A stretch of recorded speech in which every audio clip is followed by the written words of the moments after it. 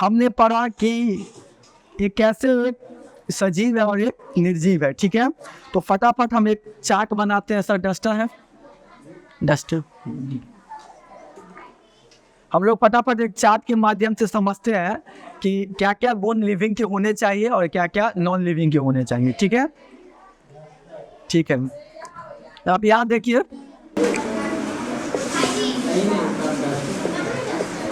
सजीव, निर्जीव।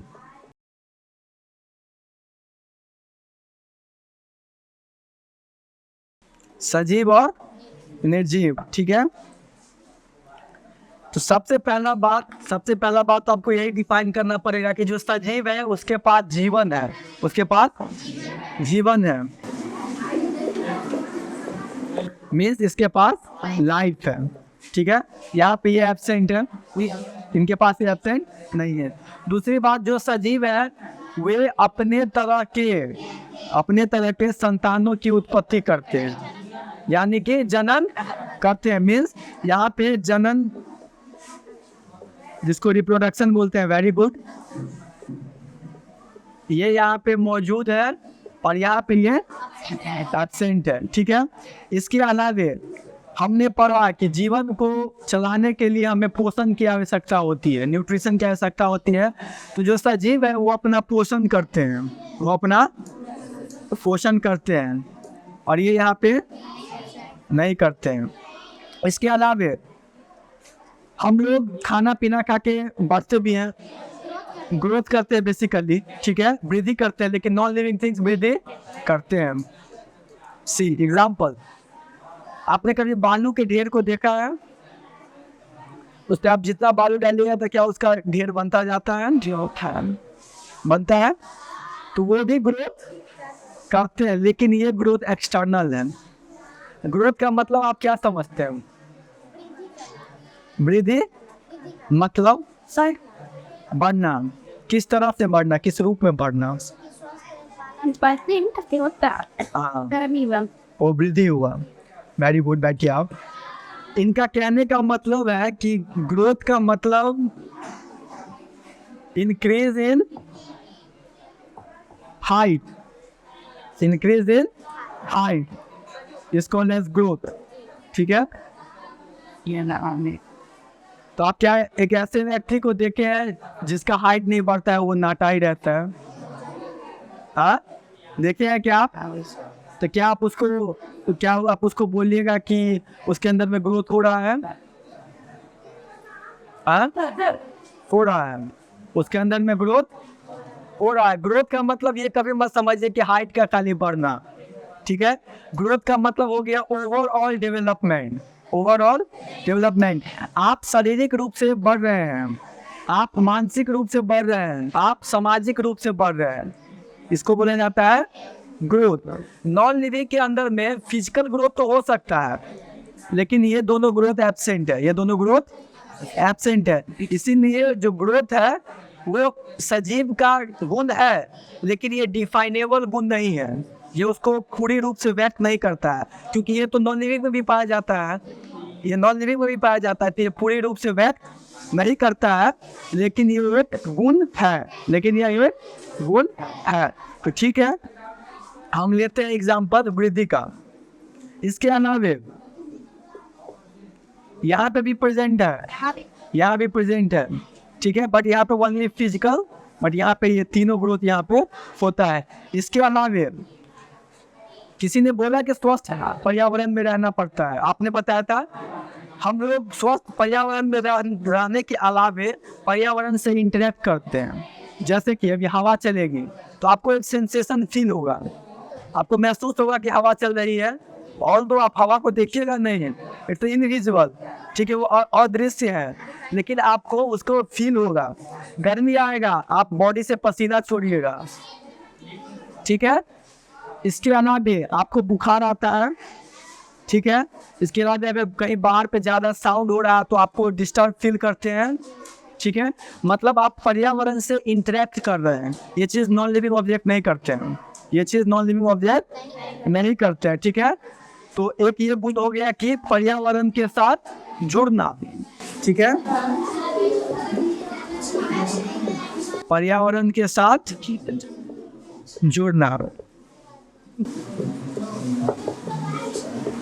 ठीक है, इसके अलावा कोई गुण क्या आप जानते हैं? इसके अलावा कोई गुण जो सजीव में पाया जाता है और निर्जीव में नहीं पाया जाता हो? दोनों गति करते हैं। Very good. इसके अलावा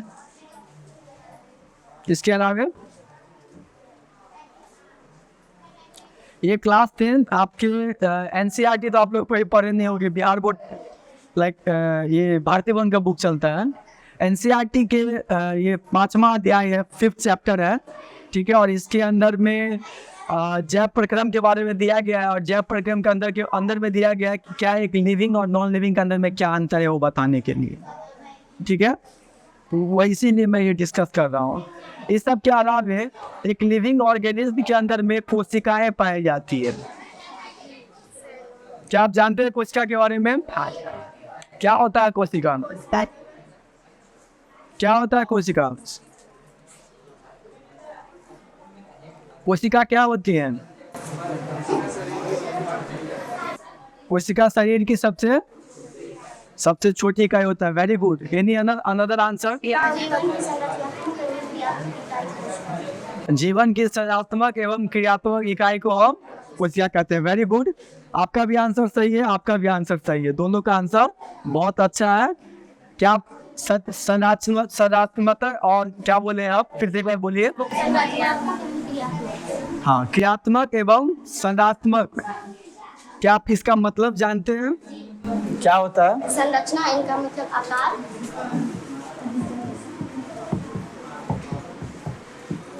और क्या बोले? क्रियात्मक। ये दोनों मिलके कोशिका बनाते हैं। चलिए आप बताइए, संरचना का मतलब आप क्या समझते हैं? आकार। Very good. उनका कार्य। Very good. अब बैठिए। संरचना मतलब आप जैसे बोले उसके आकार मीन्स स्ट्रक्चर।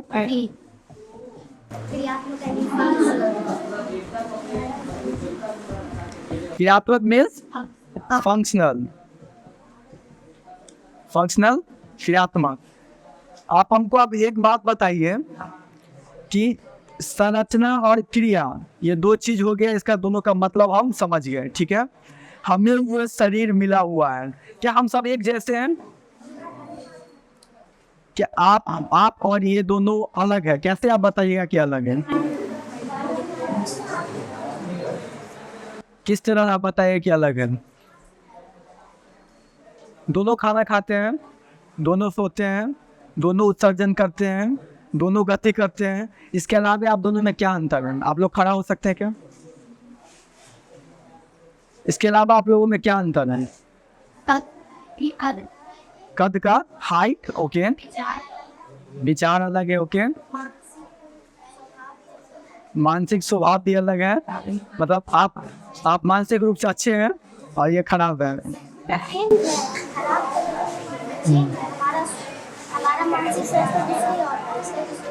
किसी और को है। Very good. आप बताइए, आप और इसमें क्या अंतर है? हाइट का। Very good. इसके अलावा इसका शरीर क्या इसका शरीर आयरन का बना हुआ है, लोहा का बना हुआ है। हार्मोन्स का शरीर भी इसका हार्मोन्स का है। तो कैसे, मतलब शरीर कैसे अलग है? जेंडर वाइज भी आप सेम है, आप दोनों लड़कियां हैं। इसके अलावा अच्छा ठीक है। Boys, any boys stand up voluntary. कोई खड़ा हो सकते हैं क्या लड़का में? सर माना है क्या आप लोगों को? अच्छा मेरे भाई आप खड़ा होइए। हाँ खड़ा होइए। इन दोनों को देखिए आप, इन दोनों में आपको क्या अंतर लग रहा है?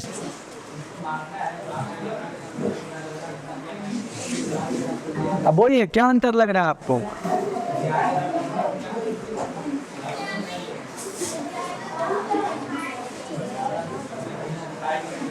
हाइट का डिफरेंस है और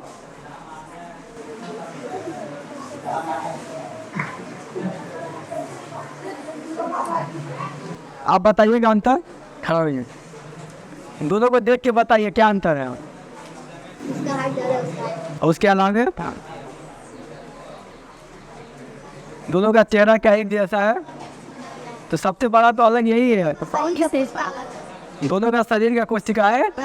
ठीक है, बैठिए, आप लोग भी बैठ जाइए। बहुत अच्छा आंसर, थैंक यू। मेन बात है संरचना, मीन्स स्ट्रक्चर। जैसे आप बताएं कि आपका हाइट ज़्यादा है, इसका हाइट कम है, तो ये एक हो गया संरचना, आकार के ऊपर क्रिया। लेकिन दोनों काम एक ही तरह करते हैं, दोनों पढ़ रहे हैं, दोनों बोल रहे हैं, दोनों देख रहे हैं, ठीक है। क्रिया एक ही जैसी है, संरचना बस अलग अलग, आप दोनों की संरचना बस अलग अलग है, लेकिन क्रिया एक जैसे ही है। तो सबसे सूक्ष्म लेवल पर, सबसे सूक्ष्म लेवल पर जो चीज़ आप में प्रेजेंट है उसे हम कोशिका कहते हैं। आपने बताया कि ये शरीर की सबसे छोटी इकाई है, स्मॉलेस्ट यूनिट, स्मॉलेस्ट यूनिट, ठीक है। ये दोनों के अंदर में सेम ही है, ये दोनों के अंदर में सेम ही नहीं है। और आप ही दोनों के अंदर में नहीं, सबके अंदर में सेम है, इवन मेरे अंदर में भी सेम है, ठीक है। डिपेंड करता है क्वांटिटी, डिपेंड करता है क्वालिटी, डिपेंड करता है क्वालिटी। जैसे कि मैं आपको एग्जांपल देता हूँ, एक व्यक्ति है, ठीक है, उसको घाव हो गया, मतलब मान के चलिए हाथ पे घाव हो गया, ठीक है। और एक दूसरा व्यक्ति है, जैसे कि ये हो गई, इनके हाथ पे घाव नहीं है। तो अगर मान के चलिए कि मुझे यहाँ पे घाव हो गया, ठीक है, मुझे यहाँ पे घाव हो गया, और उनका जो हाथ है वहाँ उनको घाव नहीं है, मान के चलिए उनका दूसरा हाथ इस पे घाव नहीं है।